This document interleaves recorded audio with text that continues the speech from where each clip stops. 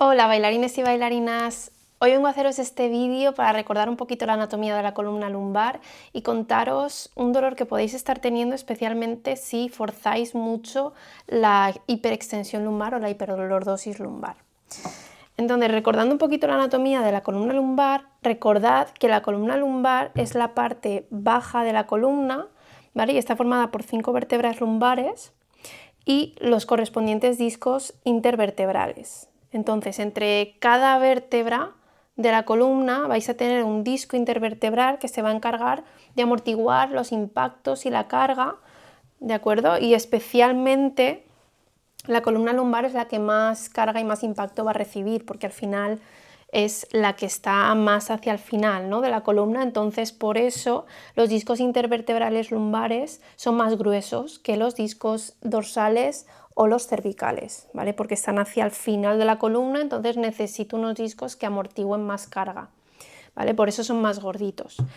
Si vemos la columna vertebral de perfil, recordad que la columna lumbar va a tener una lordosis, igual que la columna cervical, ¿vale? Van a tener una lordosis que es fisiológica y es natural, es decir, existe por algo esa lordosis.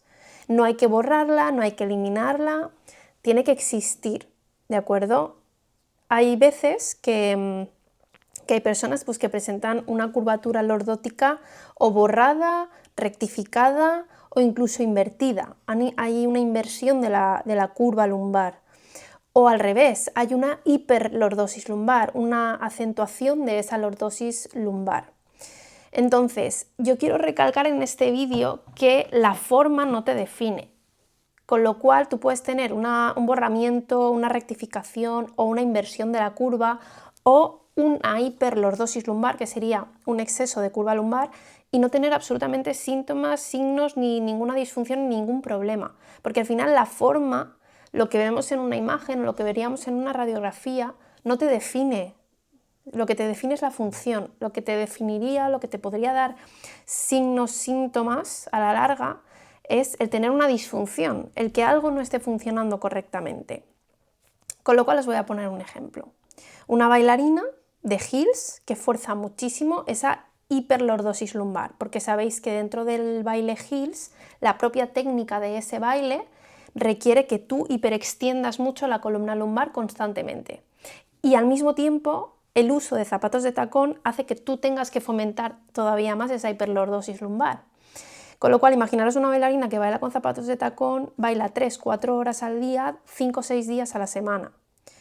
Y luego, cuando deja de bailar con zapatos de tacón, su postura natural es con una anteversión pélvica, con una hiperlordosis lumbar, lo que significa que esa bailarina, esa chica, esa mujer, fuerza mucho al pilar posterior de la columna vertebral.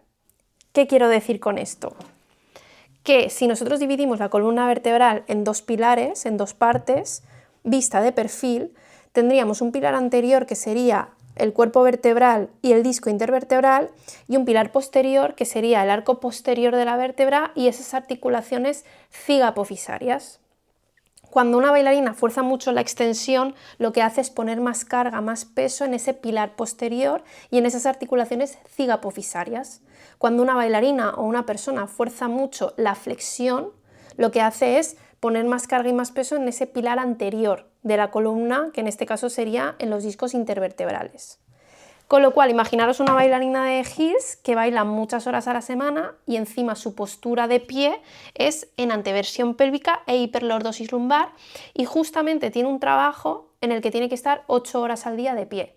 Ella casi no se sienta en todo el día, está todo el día de pie, poniendo mucho peso y mucha carga en ese pilar posterior de la columna lumbar. ¿Qué le va a pasar a esta bailarina? Pues que a la larga, si ella no hace ejercicios compensatorios, si ella no mantiene la funcionalidad y la movilidad de esa columna lumbar hacia la flexión, probablemente la pierda.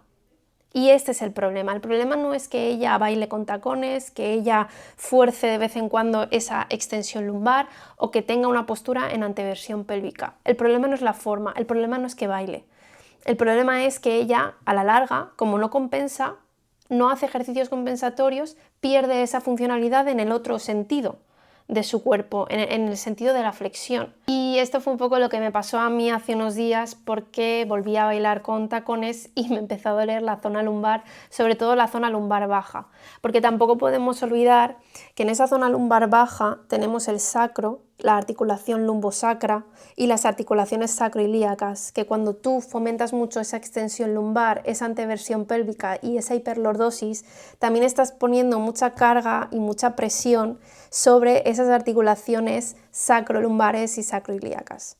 Y a mí fue un poco lo que me pasó, porque al final yo tenía una sensación no solo de dolor, sino también de bloqueo en la zona del sacro. Al final, pensad que también estáis llevando el sacro a una posición muchas veces donde esa base sacra queda más verticalizada, y si tú generas una especie de disfunción o bloqueo en esa zona, también te va a doler. Entonces muchas veces no es solo la zona lumbar lo que se te va a cargar o te va a dar molestias, muchas veces también es la zona del sacro o de la zona sacroilíaca, más relacionada con la pelvis. Así que en el vídeo de hoy os voy a enseñar unos ejercicios que son súper sencillos para, en caso de que ya tengáis estas molestias, pues tratarlas un poquito, y sobre todo para prevenirlas, prevenir estas molestias que podéis tener, sobre todo si el tipo de danza que haces te obliga a trabajar mucho en anteversión pélvica o hiperlordosis lumbar, y luego si tu postura en el día a día es de anteversión pélvica. Espero que os ayude. Si tenéis dudas me podéis dejar en comentarios o me escribís un mensaje privado.